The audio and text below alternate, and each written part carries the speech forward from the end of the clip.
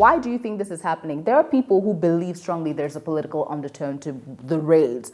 Some people have even gone as far as accusing the FCT minister of wanting to retain his position. That is why just to the end of his tenure, he is trying to clean up the streets, trying to rid the society of prostitutes. I will get your individual thoughts on this. First, Mark, do you think that the FCT minister probably vetoed this and this is something political so that he can retain his position? I think it's much more of an economic and corruption issue than a political.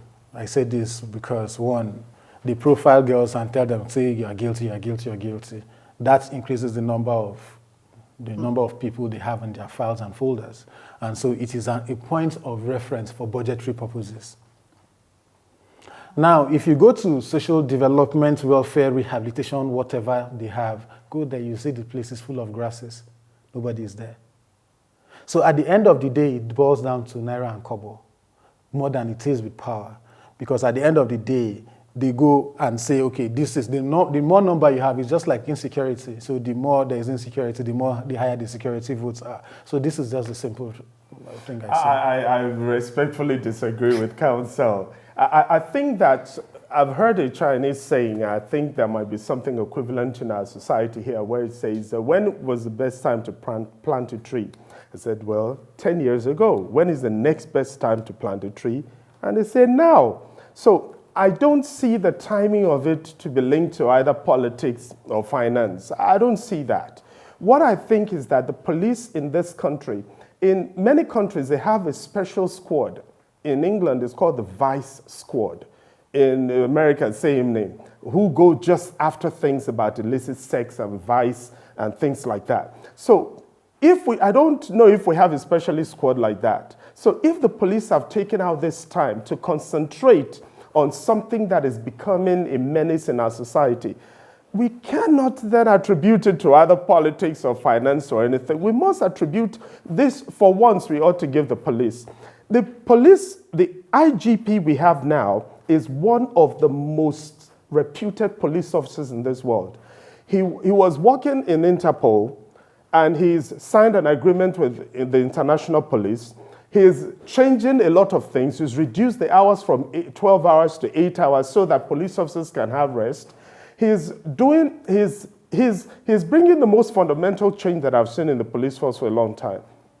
And he's totally against any police officer doing anything that is illegal. He wants to set the record straight and bring in a very responsive and responsible police force. So what am I trying to say here? Please, for once, let us attribute what is happening to good policing, and let us stop at that. If they're doing a good job, we can at least say so. Ooh, doing a good job in situations where there are reports of women who had been sexually assaulted, which is leading to the march that we're seeing. I understand there is an ongoing investigation about that, and involved in that investigation is the Social Department of the Federal Capital Territory Administration. Interesting. But I don't support it in any way. But I do understand that there is an investigation. And Marta, I will also have to let you know that this isn't the first time. In fact, it's been happening over and over in the FCT, where police officers pick up their vans, or maybe these task forces, however it is that they're constituted, they pick up these women, not just in the FCT, even in Lagos, in many states across Nigeria that occurs. It has nothing to do with politics. It's more economic and finance, because it's been happening. It's been happening. My friend, one of my colleagues who was actually detained, said in Gariki Police Station, that was 6 months ago, he was telling me that for the 2 nights he was there, every time they bring girls, that was before elections, every time they bring girls to that place and say, okay, bring money, bring this one, bring that one, he hears them. So at what point are you going to attribute this to politics? And again, sir, this issue is actually beyond police. It is an issue of Abuja Environmental Protection Board and its joint task force. So it has nothing directly to do with, is only culpable because they allowed themselves to be brought into this and they are using their facilities to detain these girls. Now, the issue is that, can we scrap this joint task force that is going about picking innocent girls, picking innocent sisters and our mothers and friends, and criminalizing them, convicting them of offenses that they did not commit, forcing them to admit that they committed offenses that they did not commit. This is not too much to ask, sir. I want to agree with you in the way you put it. I want to agree with you that the police doing anything outside of the good policing is wrong.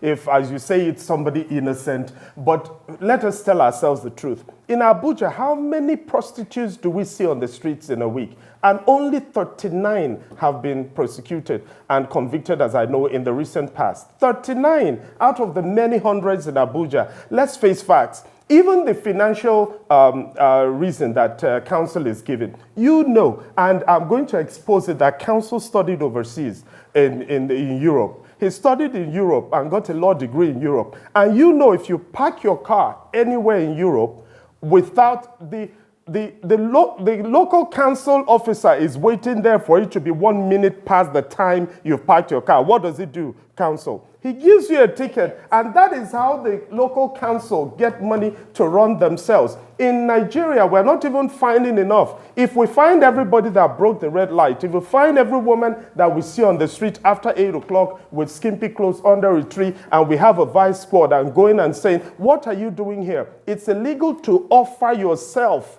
for sex publicly.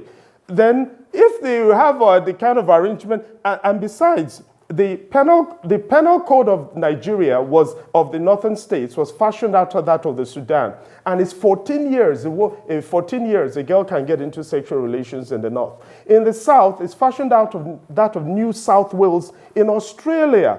And we know that what the whole of the law is trying to do is to say that in the management of a society, there are certain rules and obligations and interactions that we must keep in a certain way for it to flourish. I understand. If we don't do this, society is just going to go down. There is no way that you can say you want to police ladies for what they dress or what they wear. Sometimes I drive in my car without a shirt.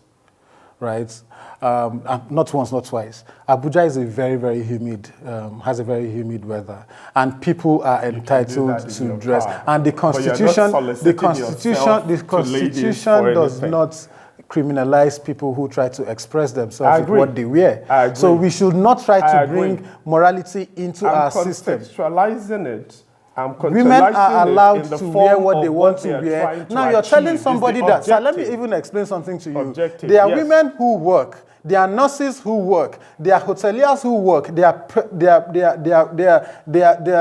are even women. Very soon we are going to enter Islamic fasting and prayer. Yes. People will wake up in the middle of the night to go and prepare food for breaking of fast or 2 a.m. prayers. Now, if these ladies are saying that people shouldn't go out from 8 o'clock and to be, where do you expect them to go? These women who work in this economy that pay taxes to this country, to this FCT, right, shouldn't be working at any point in time. The Constitution guarantees us freedom of movement. So people can work at any point in time. In context of sexual work. That's what I'm doing. All right, we do have to wrap this up. This is probably not going to end. And now, as you see how heated it is, so it is in so many different circles, and we want to get your opinion on this matter on the comment section of this video. A big thank you to you, Mart Obono, for giving us a feisty conversation here. Thank you for the work that you are doing, and hopefully we will talk to you more on this matter.